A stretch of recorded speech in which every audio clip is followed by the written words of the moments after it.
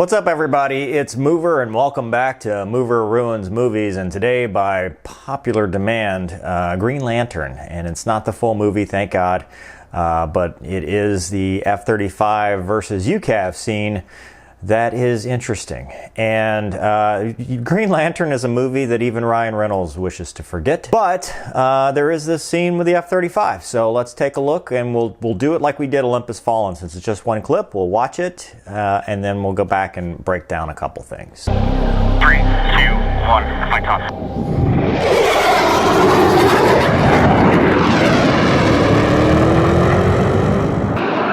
Okay, so setting this up, Ryan Reynolds is Hal Jordan, and he is with his real-life wife, Blake Lively, who is Sapphire, his wingman, and he's late because they had some stuff with the Green Lantern people. But he's late for a test with this company that he's working for that's essentially a private contractor doing test stuff for the UCAV. So it is 2 UCAVs versus his 2 ship of F-35s. He shows up late. I think she's the flight lead, it sounds like. They don't really establish roles. So here we go. Green Lantern, F-35s. And play. Hi, Bo. Weapon check now. Roger that. Roger that. L-39, helicopters, Ferris. Okay. Gentlemen. We about ready, Tom? Yes, Mr. Ferris. We are go for test. Sapphire. Cleared weapons hot at the merge. Ferris test Sapphire. Weapons are hot. Weapons hot at the merge. Safe, Hi, Bo. They're pretty young for test pilots. Usually by the time you get to this, they're old. So it's a defensive setup, maybe? And we're going to chase each other through the mountains. God damn it, Tom! What the hell you feed those things? F-35. Fat Amy.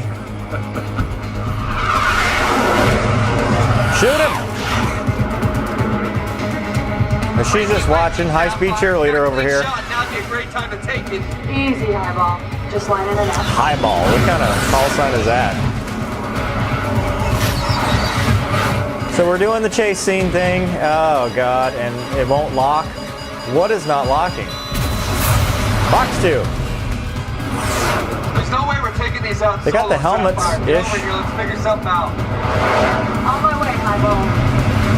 Oh boy. Why fingertip?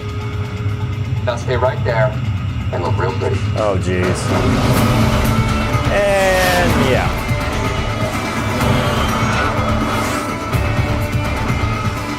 So now he's the high-speed cheerleader. Why didn't the other one split?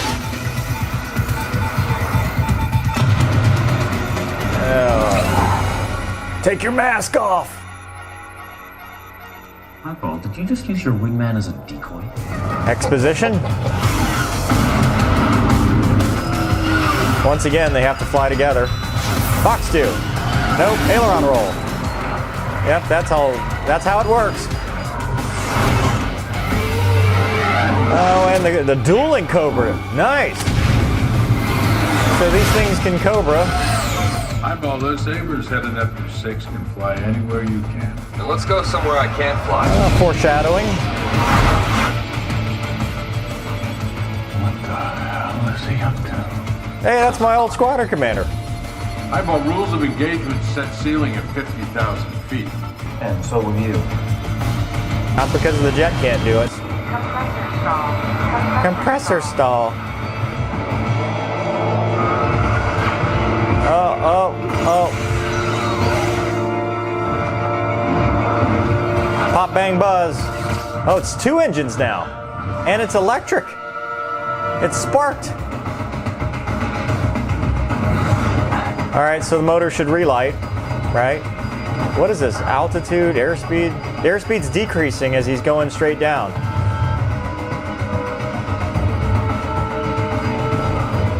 Oh boy. Oh! Locked on with the gun. Oh, the nerd's happy. Okay. And that's the end of that. And then apparently what happens, because this is the only clip I could get, open source really, both drones crash and Hal Jordan has to eject. So yeah, really good waste of the company's assets. I'm sure in real life he'd have been fired. But let's go back and take a look at some more things. So they're in a hangar with a Huey, a couple L-39s. Is that a Eurocopter? Smart golf cart? A stage?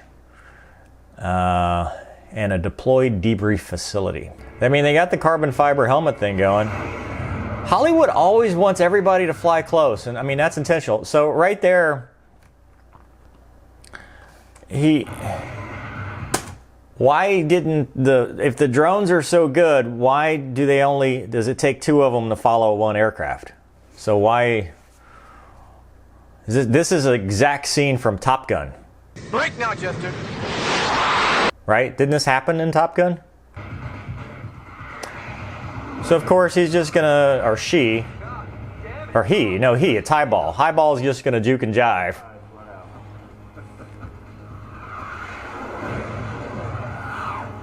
But if they're so good, Fox 2, like what weapons do they have? Shoot them. This right here, I mean, you're inside the gun range.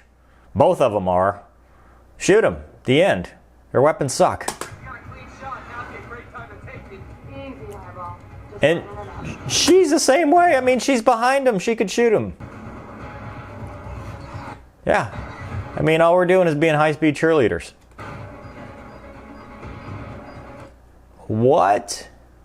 Okay, so this is airspeed on the left. They're 242 knots, which is slow for a fighter. 970, I'm guessing, is I don't know, because I think 1102 is their altitude, and 970 is, I don't know. I don't know what they were trying to do here, but they've got this beep, beep, beep seeking thing. Nothing acts like that. No missiles. I mean, you either have it's tracking with a tone or it's not. So they should have been able to shoot an air-to-air missile. If you're looking for the gun, it's a reticle. So, and Fat Amy's not going to have a problem locking on to both of them at this point. It's got an ESA radar. I mean, come on. So she gets the lock, but then they decide to break away. And she decides to fly with neither of them. She just goes straight. Screw it. So they regroup, fly through the mountains some more. And again, this is to test the UCAV, right? Now stay right there. Eye contact at that range? Probably not. They look real pretty. At least they got the side stick right. So now the UCAV sucks. Like that's full burner can. If you can't lock onto that, then your UCAV's probably not worth the amount of money you're probably going to charge the government for it. But no, she gets the shot, or it gets the shot, kills her, which is sexist. Did you just use your wingman as a decoy? You really couldn't. I mean, there were two of them, right? They could just split. There's no reason for them to fly in welded wing. But he rolls in from out of nowhere because he's been hiding in the shadows like Batman.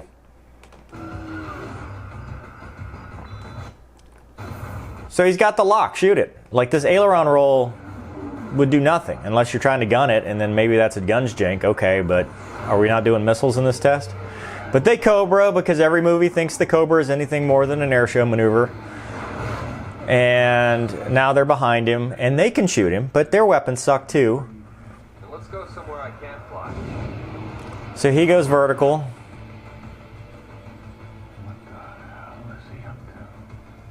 This guy right here was my squadron commander. Notice he's wearing an Air Force uniform. He was my Navy squadron commander. He was an extra in this movie, and they had him as an Air Force. Is that a lieutenant? Like, is that a bar? Either a lieutenant or a captain. That's funny. He was an 05. He's a commander in the Navy, posing as an Air Force officer, which I think is pretty funny. Anyway, I digress. We gave him shit for it. So you missed it back, or I was talking through that. He says,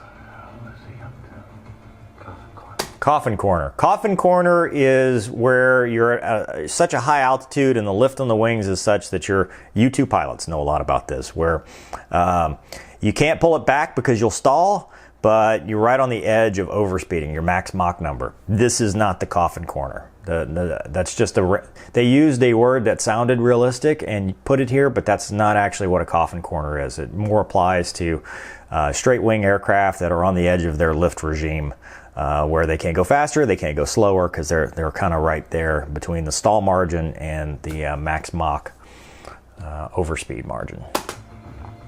Eyeball, rules of engagement set ceiling at 50,000 feet. Yeah, that's because the sabers will stall if they go any higher, right, Cobb? Unlikely. I mean, if it's a UCAV, 50,000 feet is not typically an engine problem. You can easily fly above 50,000 feet. The reason it's a human problem, if you have any kind of rapid decompression or anything like that, you will die. So typically don't spend a whole lot of time above 50,000 feet. You can, but the engines won't automatically just flame out at 50,000 feet. Now, whether an F-35 can vertically climb like this, probably not. I mean, it's not going to just go straight vertical. Even though it's got a whole lot of thrust, it's not going to do a climb like this. And if it does, then the drones are going to do it too. The UCAVs are not going to have a problem.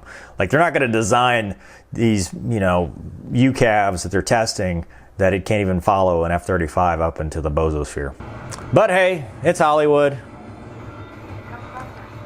Compressor stall exposition.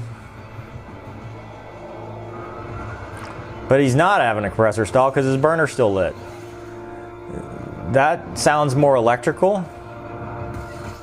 And you saw how it goes one to the other. It's a single engine aircraft. So it's not gonna, you might get the fireball out the intake, but it's because it's one engine that's compressor stalling. So the blades aren't getting enough air to bite.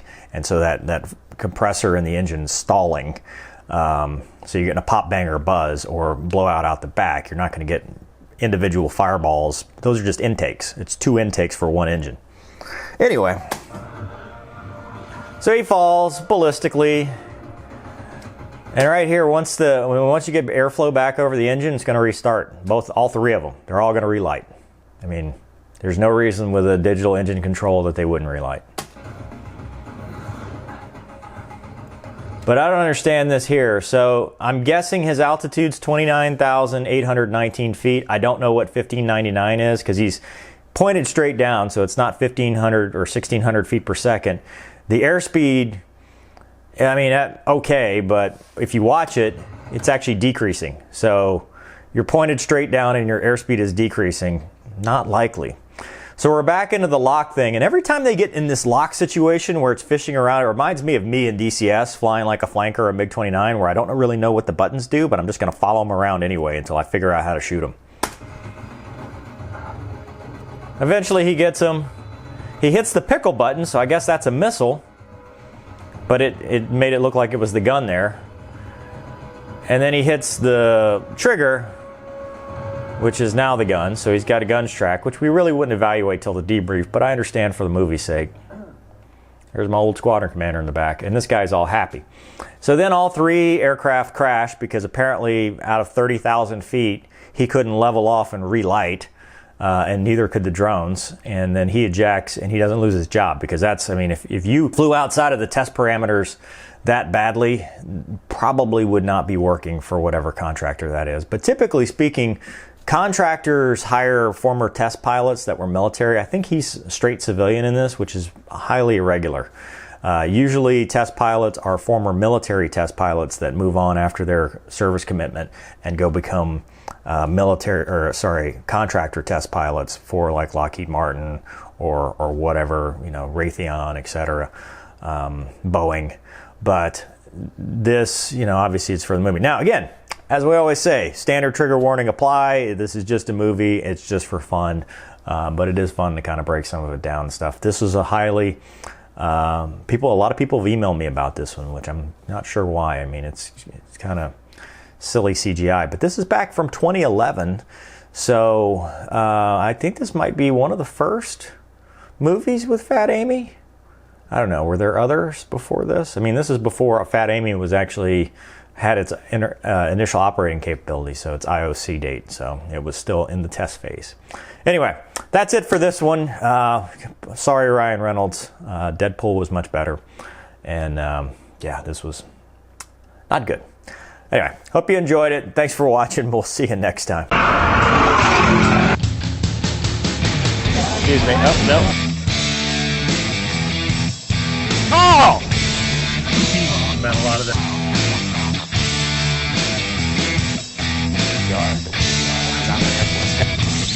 Usually fine with the doors off.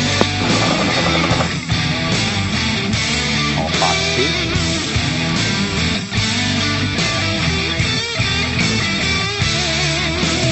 Don't be a douche. Rule number 1. I can tell you now.